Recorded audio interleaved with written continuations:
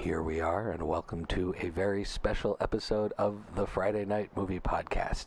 Instead of introducing my amazing sisters, who are in fact here, I'm actually going to cut to introducing and welcoming the newest sibling in the Friday Night Movie family. She's being upgraded all the way to sibling. She's an actor, a writer, a producer, an improviser, creator of Fortune Rookie, star of Stand Against Evil, voice of Korra, host of the groundbreaking podcast, The JV Club, and founder of SF Sketchfest, the great Janet Varney. Welcome to Friday Night Movie. Hi, Shy. I am also going to be providing a buttery voice for the beginning of the podcast. As you know, I'm very competitive, so I intend to out-butter you. Thanks for having me. Well, Janet has now won the podcast. That was like those butters that have like rosemary and stuff in them, like very fancy butters. That's right. Fully melted. My mom butter. My mom does the same thing when she's on the podcast in the Spanish, which is very funny. She'll also make fun of my voice. So you really, the right family zinger really makes you part of the family. So Janet, welcome. Good. Thank you so much for having me, guys. It is, the first time I met you at AwesomeCon a couple of years ago, but had also we had some exchanges in the internet world over the Korra Sami Love is Love campaign that you've done in the past, and you're just a great human, and we love the fact that we're going to get a chance to chat with you and have you play along on the show. So this is really exciting. It's a milestone for the pod. Oh, well, thank you for having me. I always enjoy seeing you and your beautiful, wonderful family when we do cons. So it's nice to be acquainted now with the extended family. And speaking of the extended family, we have Becky, the youngest, has been out for a couple of episodes. When we last recorded as a family, it was on Thanksgiving, and Becky alluded to the fact that she had to go somewhere about a half hour after we finished recording. And that she was going to win your birthday. And that's true. That was on my birthday. We recorded on your birthday, and I had this awesome gift, and my husband did this amazing martial arts video for you for your birthday, and it was so fun. I was really winning. And then Becky alluded to the fact that, don't worry, guys, she was going to win your birthday. So proving once again to be the least prepared but most hardcore podcaster of the three of us. Fair description. I went immediately from our recording to the hospital to have a baby. Wow! And I gave on Shy's birthday a baby. I mean, I didn't give him a birthday. I gave him a birthday twin for his birthday. And a niece. You just gave him a niece. And a beautiful little niece. So I had actually found out first thing that morning that I needed to have my baby later that day. Much to my surprise, went to a doctor's appointment and was told, this little thing's got to come out of you now. So I had a few hours to go home. I have to podcast. Literally that's what happened. I went home, packed a bag, did some laundry, and then recorded a podcast and went and had a C-section. That was my day. And you didn't say anything to these guys? They didn't know? No, that they knew. We just didn't talk about it on the pod because we have to keep the fans coming back episode to episode. And so I felt like if we revealed it right then people would be like, great, now we know the big news. And I didn't want to totally one-up Shy on his birthday. I wanted to still let him have the glory of it being his special birthday recording. So now I will never forget November 27th, which has been known to happen in the past, but I'll definitely remember your birthday from now on. And you have a new little niece. Sunny has entered the world, and she's a little bit over a week now, and she's doing great, and we're both home. Just the fact that you're podcasting a week after having a baby is insane to me. Well, I actually got upset because I thought I thought you guys recorded episodes without me, and I had I got really testy for a minute.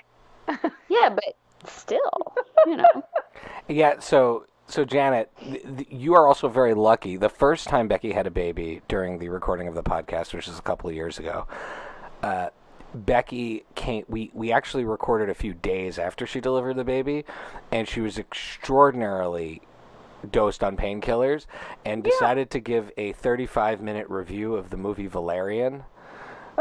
I have no recollection of any of these events, by the way. So long. I don't remember. It made no sense. And we felt so bad that we couldn't stop her. During my C-section, I was talking so much and getting very agitated that the anesthesiologist actually just knocked me out. Oh, no. Once the baby was out of me. Once they feel took like the that would baby out happen to me. and I met Yeah. the baby, I was getting a little bit testy during the procedure. So he said, "Hey, do you want something for the anxiety?" And I said, "Yeah." And then he just knocked me out because I don't give him think I was pissing everyone off. movie reviews, because my God, you're doing much better this time around. I am. I'm off the painkillers. Everything's great now. Lily definitely said to me, she goes, "So what you're saying is you are playing with fire. You are going to have, one of the, podcasting most prestigious guests on our podcast on Becky's first episode back from pregnancy. So Janet, we are lucky that we're playing fast and loose with Beck here, though. I'm just warning you. Great. Yeah, anything could happen. I mean, I would not have it any other way. Well, Becky, do you feel, are you in that, and I don't have kids, but are you in the sort of first week, it could be any day, any time? Yes. There's no sense Becky of day and time anymore? 100% thought we were podcasting tomorrow. I didn't even know today was Sunday. I have no sense of time or space. I was like, no, it's today. She's like, every day is today. What do you mean? There is no day, night. I'm newborn jet lagged. I have no idea. That's exactly what I was going to say. Yeah, it's a very specific type of jet lag. It exists. I'm newborn jet lagged. Listen, feel free to mute me at any point, Shy. You know I do. Well, while Becky's been having a baby, Lily and I have had the most amazing time, really diving. I mean, I'm a longtime fan of all of your work. I'm so proud of myself, but also so embarrassed, but also so proud of myself. I don't think I've ever consumed this amount of content in a span of time, but so vigorously that I said to Shy, I was like, first of all, I think her and I are friends. That's a problem, because not. I mean, I don't know her, even though now we're siblings. And I was like, I feel like I can do inside jokes with her and stuff. And we've never met, because watching you on TV and listening to your podcast, and I of course had heard your podcast and I'd seen you on television, but I guess I spent the last 10 days quite immersed. And then I said to Shay, I was like, at one point I said to Shay, I don't even think we need Janet for this episode. I'm pretty sure I could just do it all. Well, Lil, with that in mind, I've queued up a series of responses that I think Janet's already, she's had to other things, and so I'll just be hitting a keyboard with what I think Janet would say. 100%. But yeah, I will say though, Shay and I we had so much fun texting back and forth while just watching simultaneously all of your content. Want you to know, I've also seen your content and shows, and I did. You've been busy. I am a fan. I know. So Lily, why don't I give Lily the first question, because you have worked so hard on this week. I don't even know what that. Oh my God! Don't do all that. Right, can I go first? Because I have a all right, first go question. for it, Becky. My first question actually comes off of Becky's. First of all, I will 100% say amazing RexRx, which is a thing we do if you need a prescription recommendation. Fortune Rookie is if you are having a sick day, a tough day, you need just a little hit of something to cheer you up. Fortune Rookie has saved me this last week with my raging hormones and just being crazy, and I hide in my room and I just watch an ep and I'm like, whew, okay, I can do it, because it's so funny. But my question about the show is, you have so many wonderful guest stars in it, all of these character actors or these comedians, some bigger profiles, some smaller people that I feel are better known, or that are less known, that are more known for, like I said, for his character actors throughout the first season of the show. And I'm wondering, how do you get all these people to participate in it? Or how many of them are part of your community of friends and collaborators, and how many people are you kind of just cold calling and reaching out to, and what's your involvement, your personal involvement in recruiting all these hilarious and wonderful people to collaborate and be on the show? Great question. The answer is 100% are all people that I know and I'm friends with. 0 are people that I didn't know. I You've got some really fun friends, though. Yeah, no, I mean, I'm so lucky. I'm so lucky. It's definitely one of the benefits of being in the kind of comedy, alt comedy community or whatever you want to call it. But it's such a group of people who, you know, have various projects happening at any given time, be them large or small. And I think when when you run the gamut of doing a little of all of them, if you like the person that is doing it and asks you to do it, you go because you think it's going to be fun. You sort of go knowing, like, I didn't want to ask anyone that I really felt like they would be like secretly rolling their eyes and going like, oh, I got to do this favor for her or whatever. I really wanted it to be fun for people. And by and large, almost every character was written for the person who did it. Obviously I knew I couldn't do anything with James. I couldn't do that plot unless he wanted to do it and was on board, and people like Gary Anthony Williams, who's the cult leader, and Brian Husky and people like that. It really was just like so funny. What can we do that's like, it's not too heavy lifting, because you don't, again, I didn't want people to be like, ugh, here we go. And so it's like, what can you knock out in a day with most of those people, and is it going to be fun for them? What kind of character can we write that will be fun for them? Same with like Steve Agee, wanting really from the beginning, wanting to get him into like a little ice cream uniform. That's one of my favorite. I mean, that bit is so good. It is so funny. And the way that you guys play on the LA-isms, the ice cream shop scene with like a breath of a flavor, I think it is really challenging to make those comments on LA new and original. And I was the tears. Oh, yeah. I was just crying. Well, my follow-up question to that was, I had to assume, but I wanted to kind of hear you explain how the whole you and James bit and on for the show. Listeners, James Roday, who is the lead in Psych, which everyone has heard me recommend 100 times, is one of my favorite shows. With that show. Yeah. I mean, he's great, and that was definitely my favorite bit throughout the whole thing. And you guys, I mean, the amount of ways he refers to your name, like I'm watching, I'm like, they have to be friends. I mean, you can't just write that. Like, that was just, your chemistry with him is great. Thank you. Yeah, that was really those guys, Tim Omenson and James Roday, I met many years ago. I did a episode of, I don't know, God, they did so many seasons of that show. I'm not even sure which season it was, but it was, for me, I mean, it was probably more than 10 years ago or something, which seems insane to hear myself say. But they shoot up in Vancouver. And what's so wonderful about that group of people is that they're so welcoming, and I think they're very picky about sort of who they cast, because they kind of know, like, this person is going to sort of be a part of our family temporarily, because you're transporting someone. I mean, I think I was in Vancouver for like a week and a half or something. I mean, it was really like 10 days of being in Vancouver because of the way they shoot. And so it was, they kind of want to be able to say to people like, hey, come have dinner with us afterwards, or because you're sort of in this different city. Yeah. And so, and I can't remember the order, but my friend Maggie Lawson, who's also one of the leads on the show, coincidentally, she and I got cast in a movie together. And I can't remember if we met on the movie or if we met on Psych. That's how close together they were.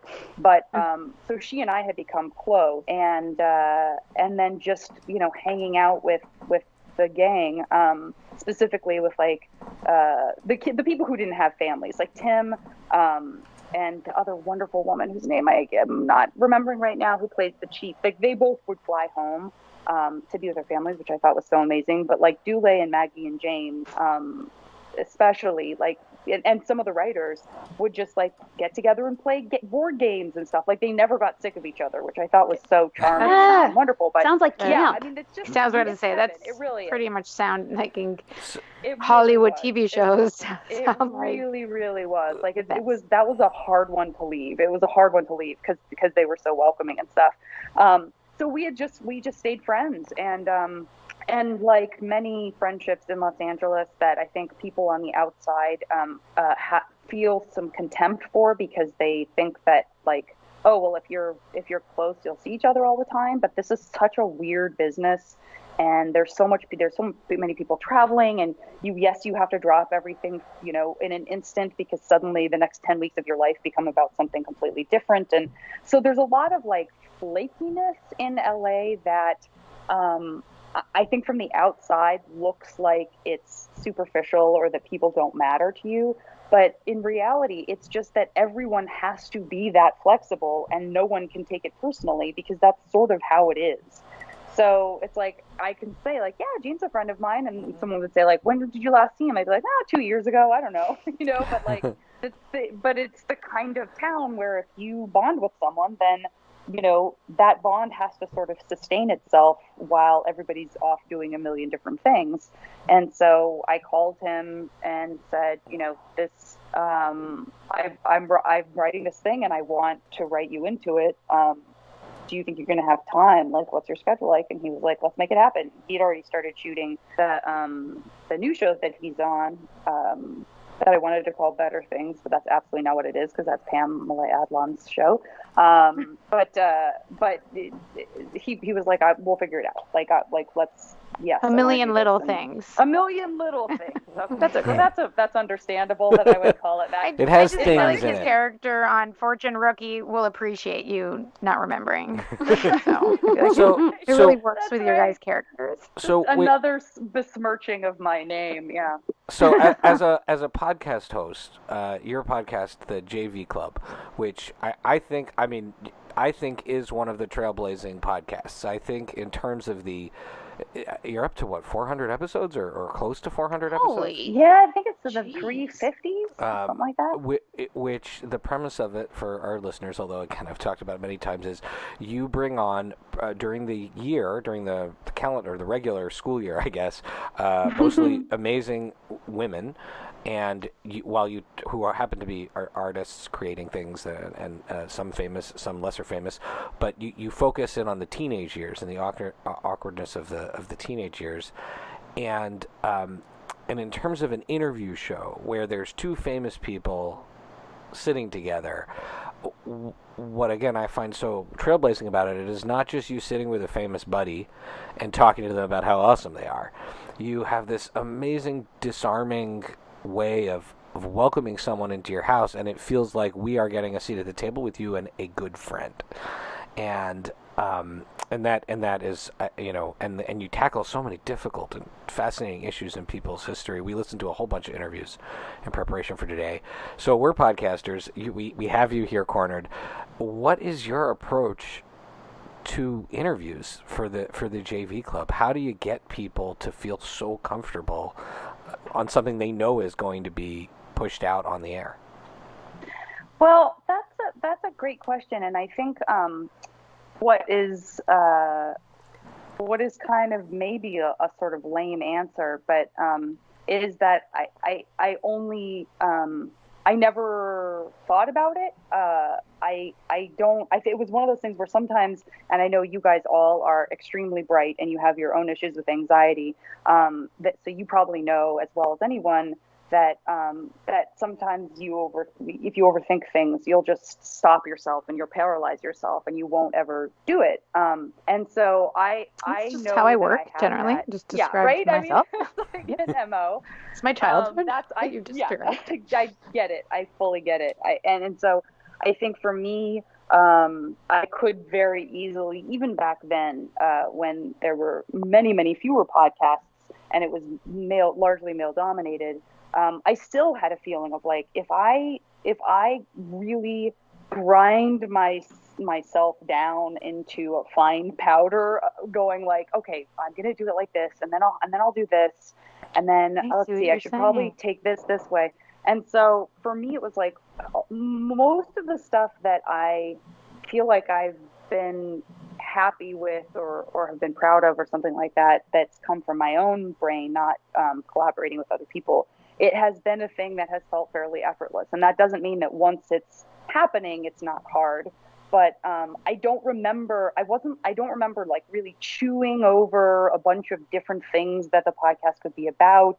I don't remember like, you know, it was like natural. It was very natural. It was just a feeling of like, I keep telling people that I feel like that LA is like high school. I keep having this feeling like I go into a room I go into a casting room and I'm surrounded by all these girls that I probably would get along with great, but we're all in competition for a thing. And, you know, I'm worried about whether I'm wearing the right clothes and just all the stuff that it was not a part of my life in San Francisco at all. And so it really was a thing where it was like, if I keep making these comparisons, then clearly I need to make some kind of peace with it. And maybe it will help to hear other people feel the same way. And then that just organically evolved into like, well, then we should talk about what we were like as high school students. Like we should talk about what our teenage years were like and how much we feel like we've outgrown it and how much we're surprised to find we've held on to and all that kind of stuff. So, and then in terms of like just the interview stuff, that's just me. I mean, that feels like I'm patting myself on the back. It's not at all, but it's just know your strength. Pat yourself on the back. Well, it's great. I mean, I'm sure there are people who are like, oh my God, she won't shut up. Like, why doesn't she Terry Gross this and just ask questions and not blab about herself? So, I'm sure it's not everyone's cup of tea, but I'll just say that's part of what makes the show great, is that you are such a piece of the fabric of the show. Well, I think if you're not willing to be vulnerable with a person that you're asking to be vulnerable with you, I would feel uncomfortable with that. And so I guess that's kind of goes back to like, you just be who you are, there are many ways of podcasting that I would not be good at because I would, if I had to work really hard at it, maybe I'd get good or be great one day, but I don't trust myself to put that much effort in. And also I don't trust myself to not overthink stuff. So it really was like, this is how I know how to interact with people. And if it turns out that that's disarming in some way, then thank God. But I don't think I thought much about it going in. That makes sense. I just want to say I like your distinction between not overthinking and preparation. That's not the same thing. Yeah. Very true. It's not, and I think that really comes off well, because it's one thing is to not overthink, but it doesn't mean you didn't prepare, and that it doesn't come off as serious. But the not overthinking is a great point, because it seems from the outside as an audience who listens, I think it seems very natural, and like Shai was saying, we get to be part of that. It's very cool. So speaking of vulnerability. This is something that I would say we've talked about in lots of different ways, mostly making fun of each other. But is a serious issue in our family is anxiety. I was telling a story to my wife yesterday about how there was a time where I was taking a math test, and I had a perfect grade every single test of the semester until the midway point, till the midterm, and I knew everyone knew I had 100. And for me, anxiety is at its worst after success, not. And that's not the kind of anxiety I have. And I literally went blank. Like I wrote my teacher a note on the test and said, I physically can't continue this. I'm so sorry. God. And thus was one successful. Of a watershed moment in my life, and sort of a very long and I think really successful I would say battle's not the right word, adaptation to being anxious. And then Lily, I mean, I don't know how much you want me to say about you, Lily, but like Lily didn't leave the house. Yeah. I would say like my anxiety bordered on probably agoraphobia. Sure. Yeah, you could say that. But it did not come... something that precipitated that, or did it was it just something like that? Yeah. I was born with it. Is that like? Do you mean like was there an event that occurred? Yeah. I didn't know if there was something maybe birth. My mom leaving being the womb. separated from I guess it just mom. could have just stayed in the uterus. I would have been happy. My mom is convinced, and it's not like we talk about reincarnation in our house very often, but my mom, since I was a little girl, has told me that I must have lived another life or something because the amount I was anxious and the things I was anxious about there was no a life event that warranted it. And she actually had, from the outside looking in, like a bit of a traumatic childhood, our mom. She's like a refugee from Cuba who came to the States with nothing, with her family, and like lived in like 50 different apartments her whole life, and had, a tumultuous upbringing. And she was like, I'm cool. What is wrong with you? Who like, my biggest deal was that I moved from Philadelphia to Montreal as a kid and had no other issues. And so, yet, like, I suffered like really bad anxiety. And the ironic thing is that the big joke was that I would have lived in my parents' house. Like, I never would have left. I would have just been happy living next door to them. And then somehow I'm on an island in the middle of the Atlantic near Africa, in Spain. And I live the farthest, which is the irony. But the thing is, I can't really think about where I live. If I do, I start to get anxious. So I just don't think about it. This is just where I live now. And then, yeah. Oh no, go ahead. Oh, no, I was going to say. And I've adapted. I still have anxiety a lot, but I in general, like I said, I have adapted to mine. And I just want to say, as people who deal with anxiety, when I was a teenager and I had this moment and I wrote this note to my teacher, the shame that I felt and that I thought I was nuts. And now to hear your podcast where you talk about yourself, you talk about other people, I'm so grateful for me and for anyone else in this time, because the conversation around anxiety has really changed. As someone who has her own issues with anxiety, how do you feel the conversation around anxiety has changed from your early days to now?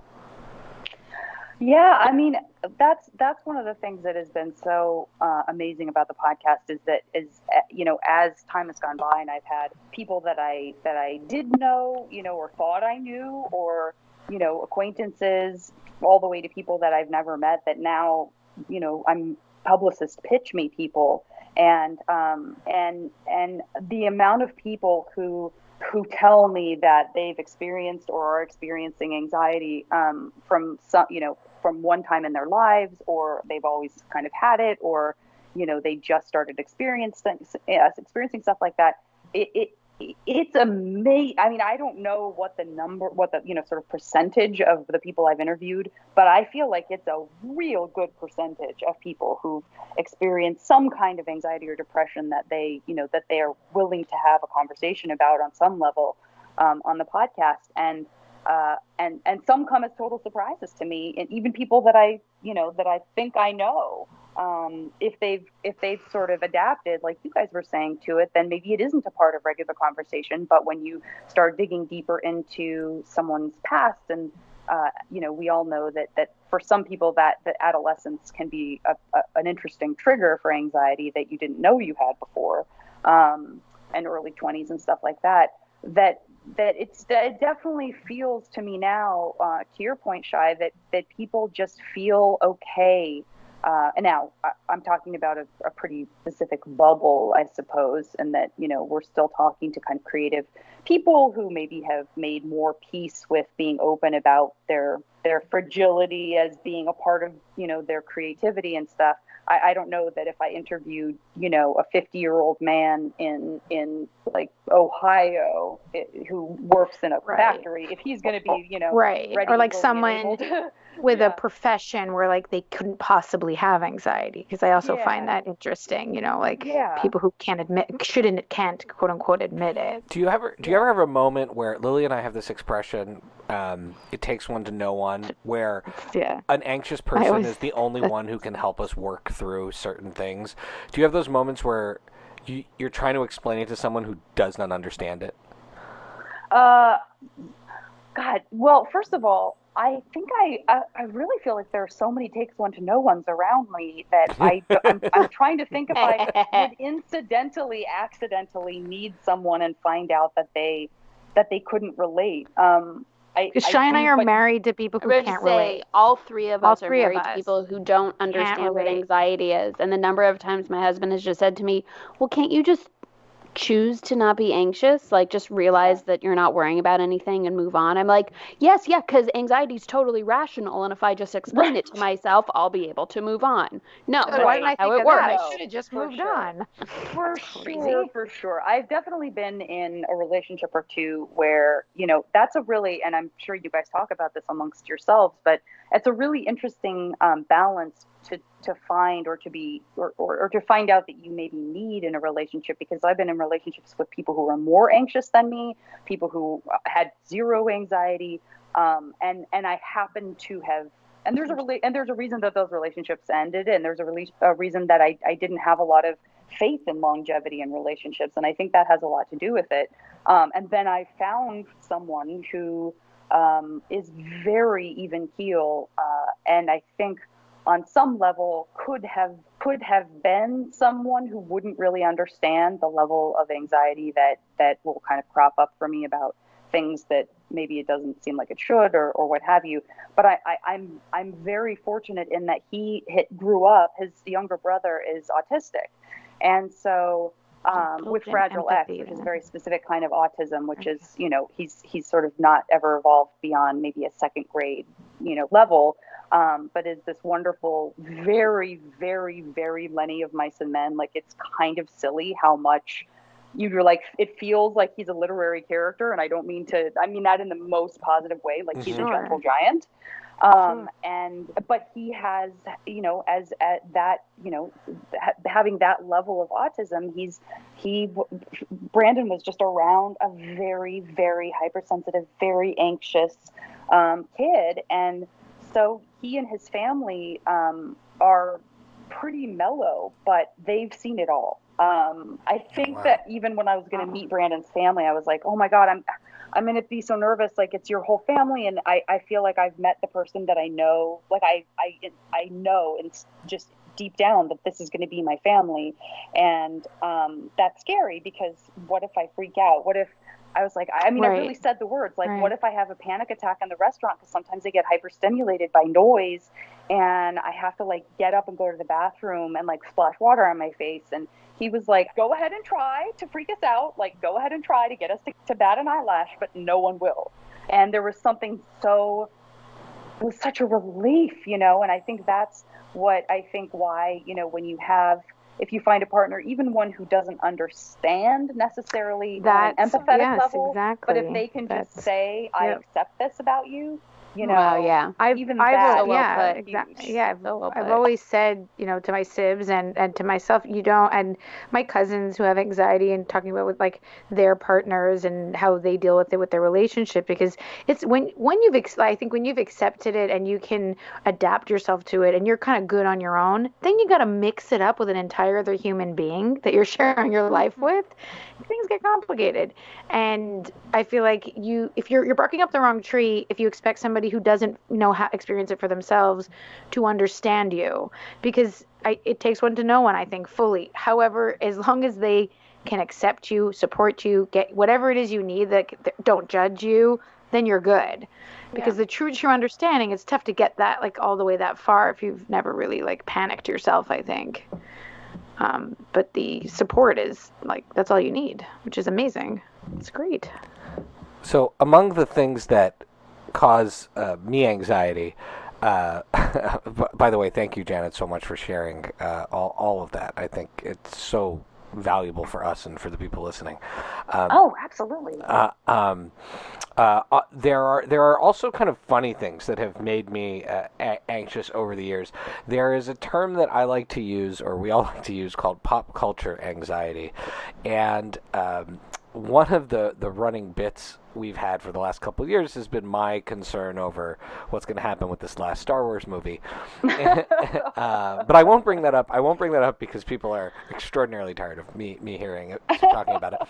But I would say, like, so a question I want to ask you is, you know, what are your biggest pop culture anxieties? Mine that I remember as a kid is going to the old video store, Westmount Video in Montreal on Queen Mary, and looking at all of the videos, and some of my old favorite movies from the 80s, they would be like dusty, like you'd see Weird Science and it would be dusty, or The Great Outdoors, and I would rent them because I felt bad for the videos. Because cute. Oh. I think, like, as a grown-up, maybe nowadays, since they're so intense, aren't video stores, maybe I watch shows that are my favorite shows on purpose because I don't want them, like, people not to watch them. You know, because now, like... So you do that with food. You buy all the ice cream from the supermarkets. You're afraid that they're going to think that people don't like the ice cream. And you're worried that they're not going to have it. But here's the thing. A thing in my household that is very well known is that I am the person who always likes the thing that gets canceled. Like I have to order my special mustard that I used to buy at the grocery store down the street, but I clearly was the only one ever buying it because one day they just discontinued having it. And I used to wear this like wonderful scent by the company Fresh, which is like that. It's a French company that's been around forever, and it was this lovely, very subtle scent, and I swear to God, it was like for the first time ever, they just canceled that and they discontinued it. And every single one of the other scents that they carried, they have had ever since for the last 20 years. Like nothing has changed with that company except getting rid of one scent, and it was the one I wore. And like the one favorite gum I found that was my favorite gum, like they're like, oh, we're not making this anymore. No one's buying this. So it is a joke with people who care about me that if I like something, they're like, well, you better buy it up because you might be able to get it anymore soon. That's like Shy though. He like buys it out because he's worried. Yeah, because I get into this hoarding mentality where I'm like, and then one day, and so I was so excited when I found out that I could still order my delicious jalapeno cilantro mustard directly from the company. And then one day I ran out and Janet, I'm sorry, but you just explained why they discontinued it. Now hear me out. So I still love my wonderful jalapeno cilantro mustard, and I went to order it from the company, and the company didn't have it on the website. And I was about to lose my mind, and then it just turned out that they just take it off when they don't have it in stock, so that you don't, like, they just put it back up when it comes back in stock. Oh. But I had it was a real touch and go week there before I found out that they were still going to make it. That's amazing. So do you have a pop culture version of this? Is there a thing like my video store story or my concern about the last Star Wars? Try loses sleep about the last Star Wars. Well, I think, first of all, that's hilarious because I am not a person who thinks that Star Wars has been consistent enough that I would... That's a fair assessment. That's a I good would say comment. Not anymore. But I would love to hear what you think about The Mandalorian if you've been watching it. It's but also amazing. Yeah. It's pretty good, right? I mean, it really is like straight up gunslinger. I went in wanting to hate it because I was so mad over The Last Jedi, and it's beautiful. I love it. We watch it with the kids every week. Like, it's appointment viewing. It feels like we've got this thing that's bringing everybody together. That's my story. Yeah. Brandon says he thinks that it's Jon Favreau was not going to fuck this up. Screw this up. No, you can say. Okay. I realize that if this is for your kids, maybe you don't want. But anyway, they'll be old enough to hear us say fuck at that point. Okay, good. No, but Brandon was like, Jon Favreau did Cowboys and Aliens, which was so horrible. So this is maybe his chance to redeem himself. So he was like going to make sure that it was really good. I don't know anything about Favreau, but I feel like he leads with his heart, and he has so much respect for the audience that he just wasn't going to blow it. But I completely agree. So what's here's for my version of that. I think this is probably not going to come as a surprise. Is that any time there's a show that comes on that I think is terrific, I don't want to get attached to it because I'm pretty sure it's only going to get one season because it's too good to stay on the air. And I will say We loved Counterpart. Loved Counterpart. I mean, of course, I love J.K. With J.K. Yeah, Simmons, with J.K. Simmons, yeah. was on Korra with you. I just loved that show, and it was so good, and so it was very classy, in terms of like I remember when it sort of, I think it came out right around the same time that Mr. Robot sort of blew up in pop culture. Mm-hmm. And no disrespect to Mr. Robot, but I was like, that, well, I guess this is kind of disrespectful, but I was like, that show is basically Fight Club with like war games thrown in or something. Like there's actually there's a lot, way better description. That should be on the like IMDb description of that show. That would make more sense. It's just very than whatever's up there. And yeah, and Counterpart felt just very like it had the same level of kind of depth and darkness and sophistication to it, but it felt like its own voice to me.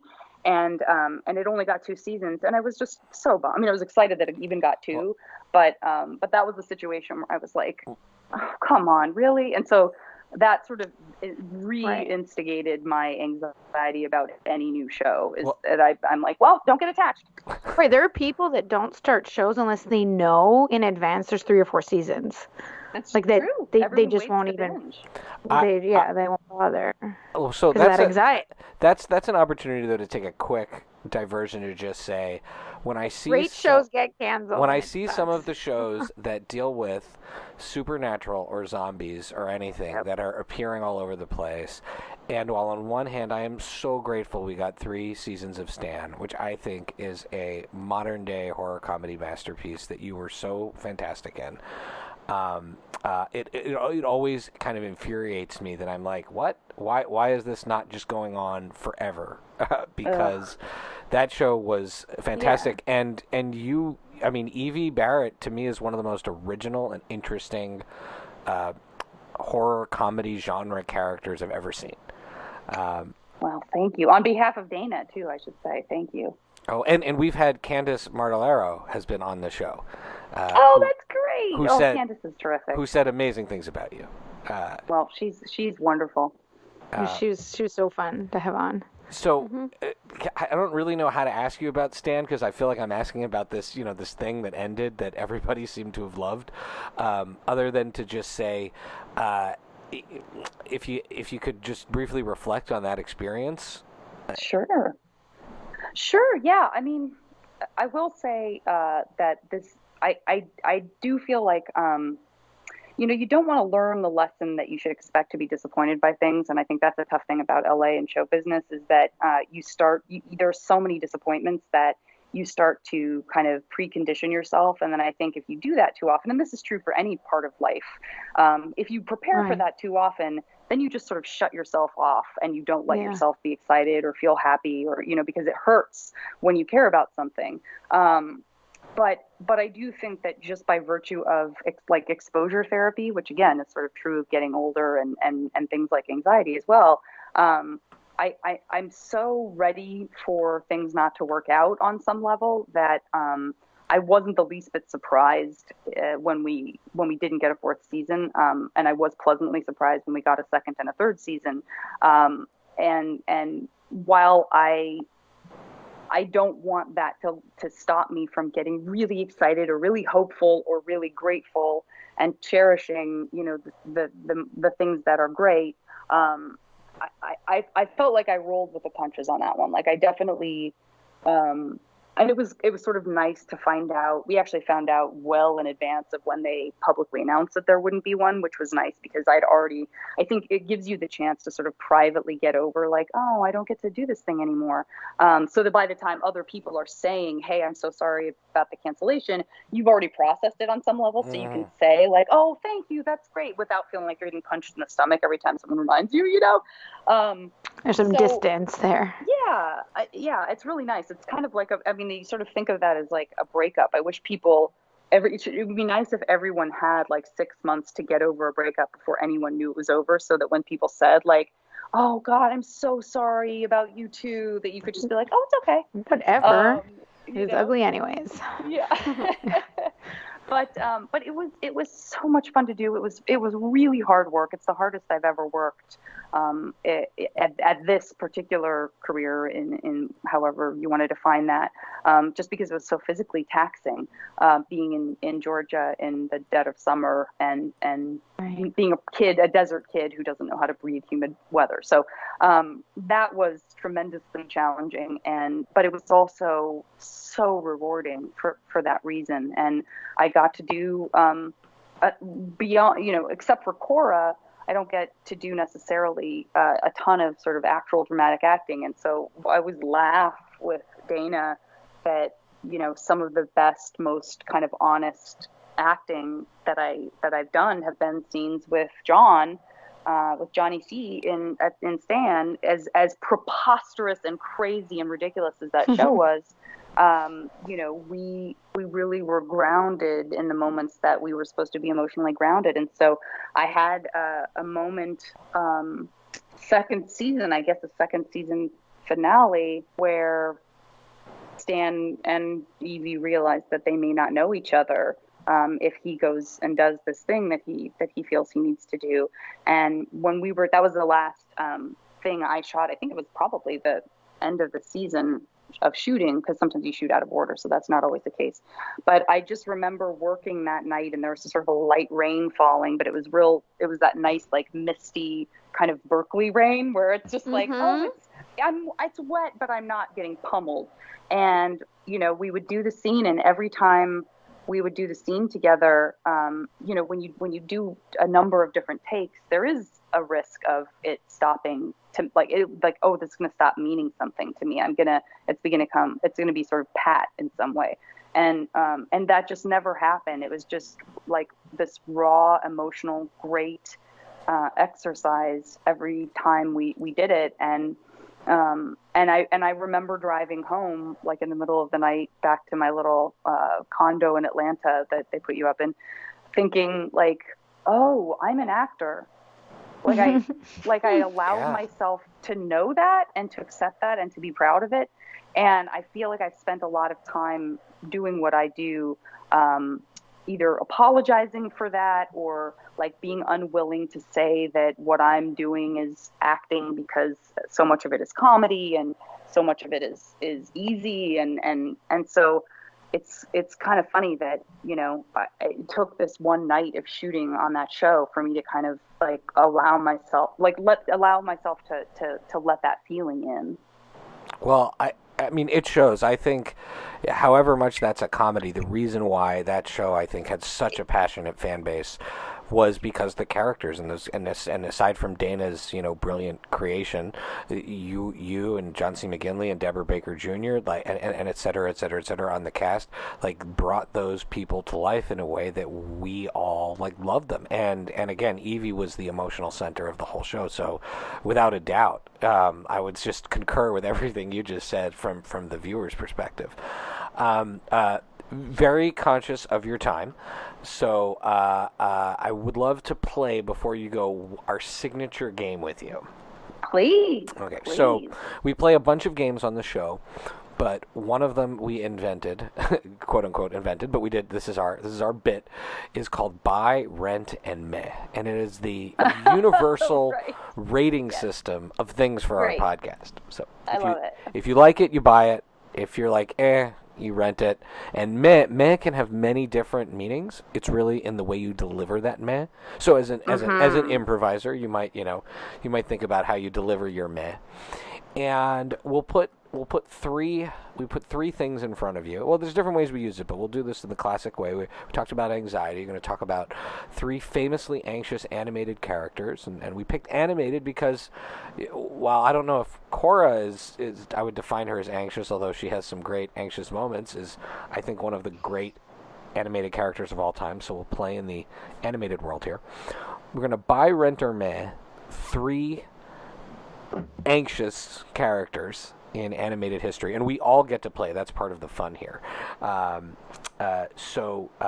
you have to assign the value to each one, unless you're Lily, who cheats almost every time.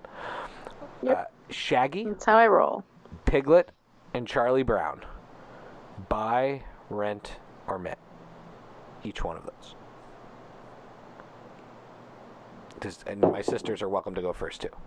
if they want to. Okay, I'm buying Piglet because he's so worried all the time. Oh, I just want to snuggle him and tell him it's going to be okay.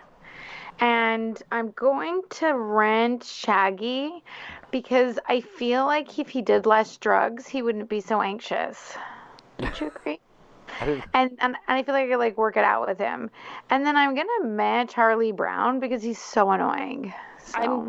I concur. That's my answer too. I'm gonna buy Shaggy. He solves mysteries, and because of like silly me, I'm like, Shaggy does drugs. I didn't even know that because I never pick up. I feel like his judgment's questionable. I'm gonna rent Charlie Brown because I love the Peanuts, and I'm gonna meh Piglet because I don't really understand what he's so worried about. The Heffalump is not even a thing. Piglet and I are very much in tune. Janet, how about you? Hello, Janet? Did you mute yourself? She's like, oh, this is the worst game ever. Bye. You're back, and we can see you. No, we can't hear you. But we can't hear her. But she's sitting up. Oh, she's so pretty. In real life. I'm just saying. I feel like it's rare that people are prettier like in real life than on TV. You should by all means tell her that. I'm sure she. Because Becca's such an ugly person that like when I see her on TV, like I'm like, oh, that dress is really nice, but why does she look so ugly? Hi, can you hear me? Yes, we can hear you again. Oh, she just comes in when I go, why did she look so ugly? Lily, I wasn't talking about you per se. Oh, Lily, why don't you... Just someone you play on TV. I was saying that I briefly saw you for a second, and I was like, oh my God, she's so pretty. And then I thought, it's rare that people in like real life for a split second will be prettier than I think on TV. And then I thought of your character, Becca, on You're the Worst. And even though when I see you on that show, I'm like, oh, those clothes are really pretty, or she looks really good. But then I'm like, why is she not pretty? And then it's because Becca's like the worst. Yeah. And she's a very ugly personality, is what Billy was saying. Personality inside. But also, you really make that shine, is what Billy was saying. You make that shine, but I do. Not that we're talking about this right now, but I talk about You're the Worst and how I love that character so much. Oh my God! And it's not even because I already knew who you were and I loved you, which helped me which actually is the reason I watched the show. But like your scenes are, it's so I don't. Answer the Buy Rent Man. We don't have any more time, but I do want to know about playing a character that's just such garbage and what that's like because you make her so funny. Well, thank you. I do. It is so fun playing characters like that. I don't even know. I mean, I don't feel good being shitty to people, so it's not that it's like I can finally say what I really mean. Right. Well, that's a good point, though. Yeah, and also those characters are so intentionally messed up in each their own way that it sort of takes the sting out that that this horrible bitchy character is being horrible to people who aren't amazing themselves. But yeah, I mean it was so fun to play her and it was always so fun to see what horrible thing they were going to write for me to say next. So yeah, that was a total joy. And of course, predictably, all of the people who were on that show who played such messed up, awful characters were just the most wonderful, loving family as well, and just a great group of people. Which makes a difference when they constantly have to have sex with each other. So I think that really right. When you can stand the person. Shai, I just wanted to quickly say, Shai said to me the other day, I'm not sure there's an actress that's that I could say plays such diverse characters, the voice work, and your character on Stan, and then You're the Worst, and plus Fortune Rookie. My God, that's a completely different character. And he's like, she's so diverse, and I said yes, but there's something that I have to say about you specifically. I always feel like at the same time I know you, not I know you personally. I just mean there's always a little Janet. Which Lily in there. also feels. Lily For also sure. feels she does. I do also feel like we're best friends. But besides that, I would say that you carry a sort of Janetness through all your roles, and that's even there in Becca because I feel like of all the horrible people on that show, she has a little bit there's something good in there when she just wants to make that barbecue her night. That's one of the best scenes I've ever seen on TV. And she's like, nobody leave, and I'm like, there it is. There's that little bit of heart in there. Yeah.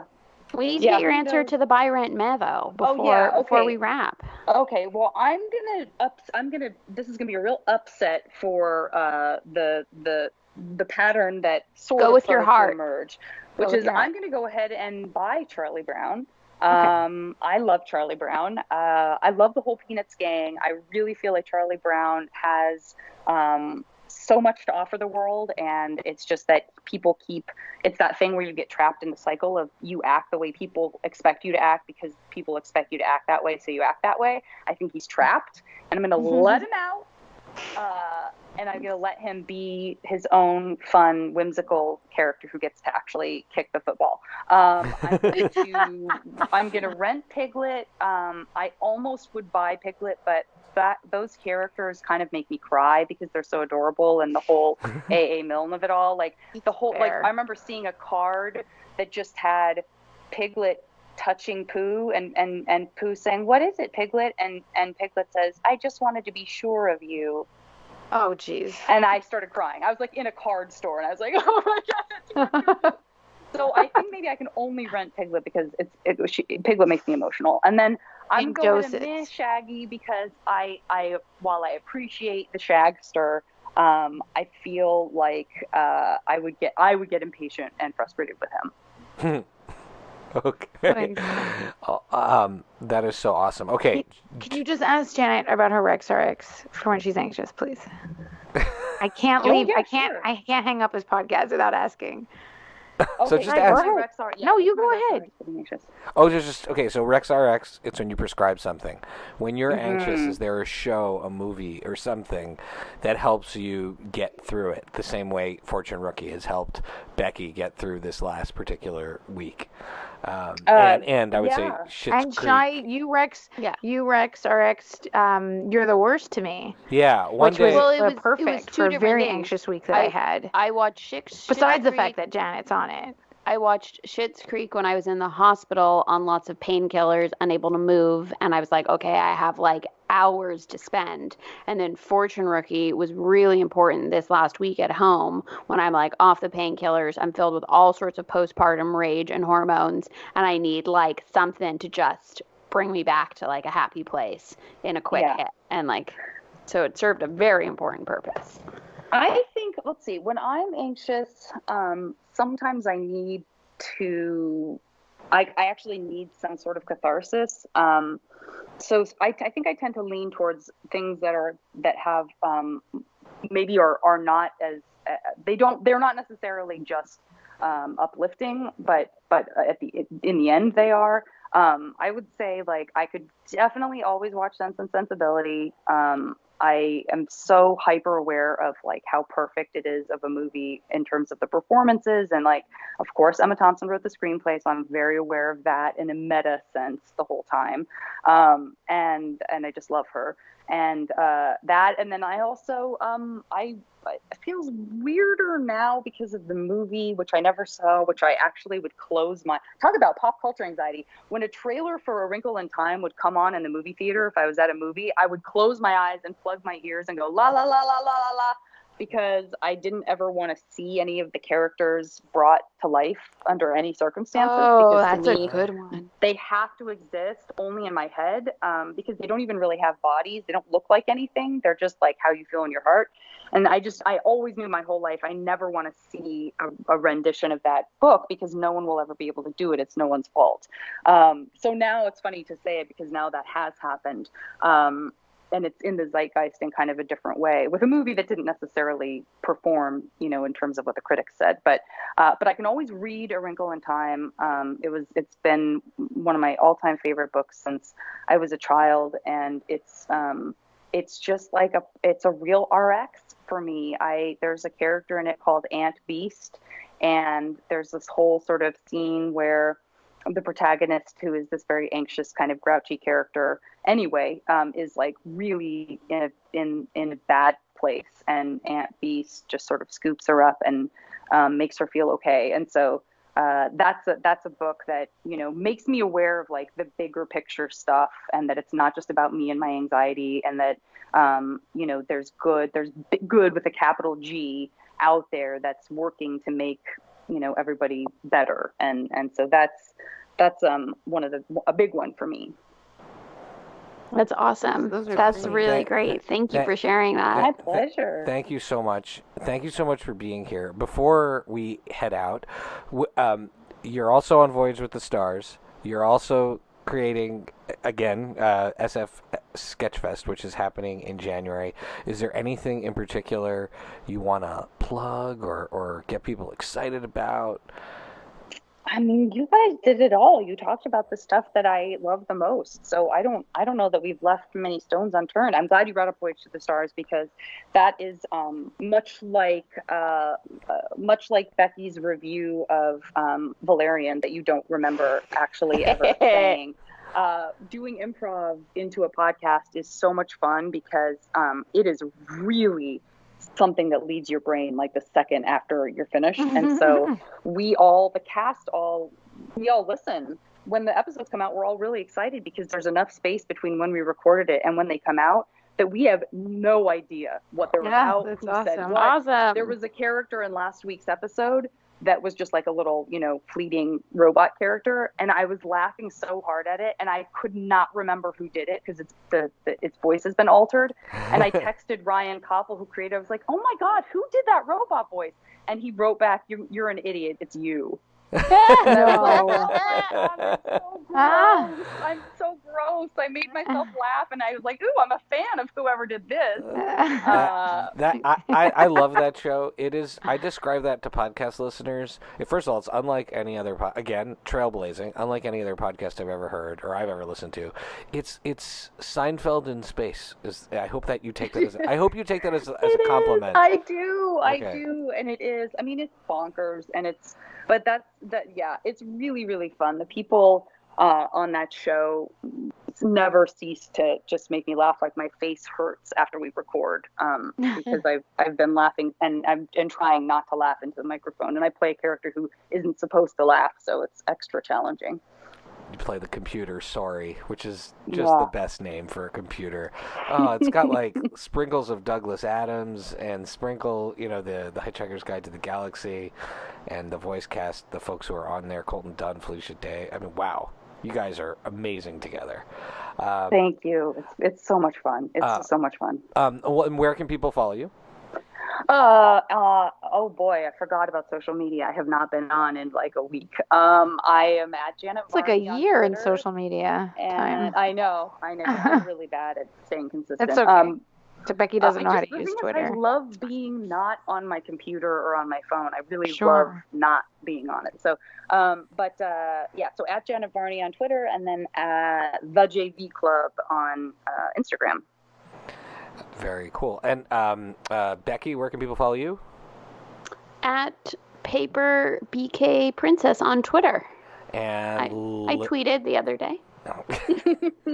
I did. Becky and I just like talk crap about you, or like.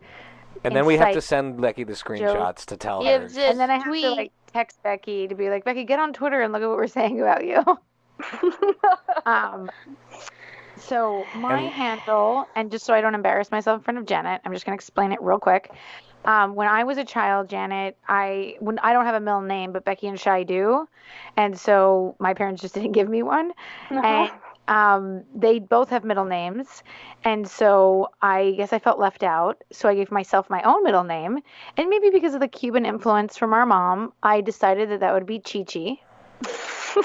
And it has followed me ever since, not by my own wish, but because my siblings failed to let me forget that that's what I did. To the point where Becky has her 2-year-old calling me Chi-Chi instead of my name. Oh, that's wonderful. Yes. And so my handle is Chi-Chi plus my husband's last name. But because that was already taken on Twitter, I had to K in there because then it's for Corman for my own last name. So it's at Chi-Chi, Chichi K Gomez on Twitter. Okay. Shai, you're going to have to send me all of these, because I don't have a pen, and I'm going to forget all of these. I will. And Absolutely. I do. And I am, of course, Pancake4. That's Pancake and the number 4 table on Twitter and Instagram. Friday Night Movie can be seen at Fry Night Movie. Not Friday Night Movie, which is what Lily had in her Twitter for a year. In my bio for 2 years, I had the wrong podcast named. So that's how good at Twitter we are. At Friday Night Movie, the theme music, which Janet you won't hear here, but if you listen to the episode, you will, is by What Does It Eat? Janet, you also have one of like the all-time greatest theme songs ever. Music, yeah.